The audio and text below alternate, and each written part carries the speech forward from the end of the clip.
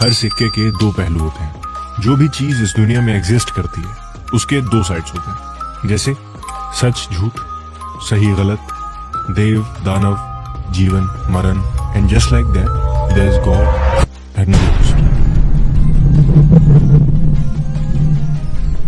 आज हम एक ऐसी कहानी सुनेंगे जिसकी दहशत पूरे देश में है। कैसे एक खूबसूरत किला एक भयानक खंडर बन गया, कैसे बना Bhangarh the most haunted place in India. ये माना जाता है कि आमिर के राजा भगवंत दास ने अपने छोटे बेटे माधो सिंह प्रथम के लिए 1573 में भानगढ़ का किला बनवाया था, जो कि आज कुछ ऐसा दिखता है।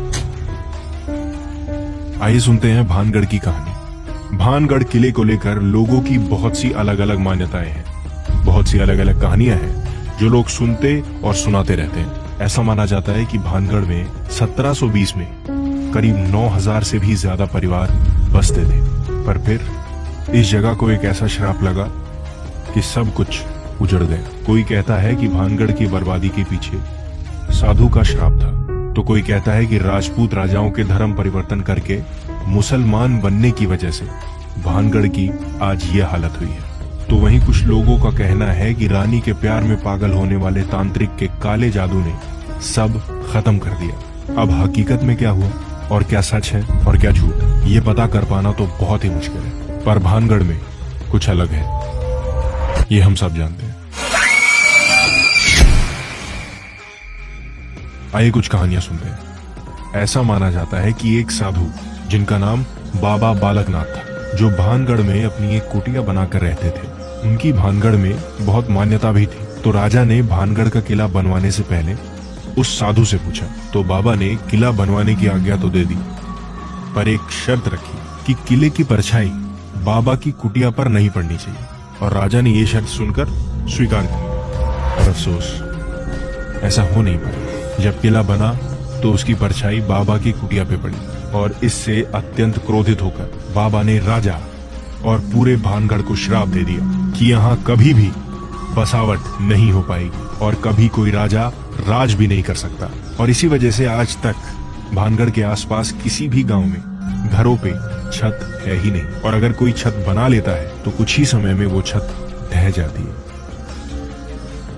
वहीं एक कहानी ये भी कहती है कि भानगढ़ की राजकुमारी रत्नावती, जो कि बेहद खूबसूरत थी, उनके लिए बहुत रिश्ते आते, पर राजकुमारी किसी को हाँ नहीं करती। एक दिन राजकुमारी रत्नावती अपनी सहेलियों के साथ भानगढ़ के बाजार में घूमने चली गई। वहीं एक तांत्रिक जादूगर सिंधु सेवड़ा की नजर राजकुमारी पे पड़ी और उसे राजकुमारी बेहद पसंद आ गई। पर सिंधु ये भी जानता था कि राजकुमारी को हासिल कर पाना उसके बस की बात नहीं थी, तो उसने एक ऐसा काम करने का निश्चय लिया जिससे भानगढ़ की तकदीर हमेशा के लिए बदल गई।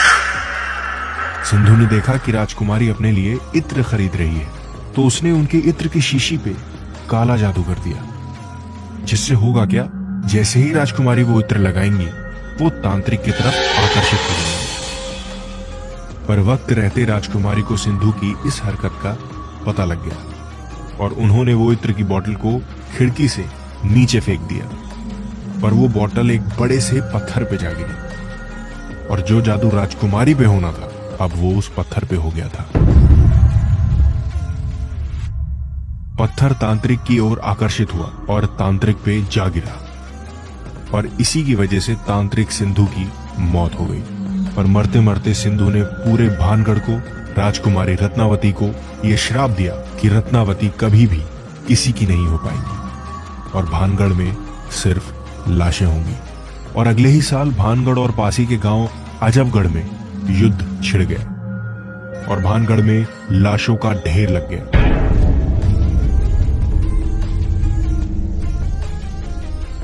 इस युद्ध में अजबगढ़ जीत गया और भानगढ़ के बचे हुए लोग धीरे धीरे अजबगढ़ में बसने लगे। युद्ध के दौरान ही राजकुमारी की भी मौत हो गई और तब से भानगढ़ किला भूतों का भानगढ़ बन गया। आइए आपको आज का सच बताते हैं। आज भी हर सवेरे भानगढ़ के बाजारों के खंडरों में चूड़ियां, सिंदूर, इत्र, मिठाई फैली हुई मिलती है। ऐसा माना जाता है कि आज भी हर रात बाजार लगता है। कौन लगाता है पता नहीं, कौन घूमने आता है ये भी नहीं पता, पर आसपास रहने वाले लोगों ने बाजार लगने का शोर इत्र की खुशबू, मिठाई बनने की खुशबू और भी बहुत सी चहल पहल का एहसास किया है।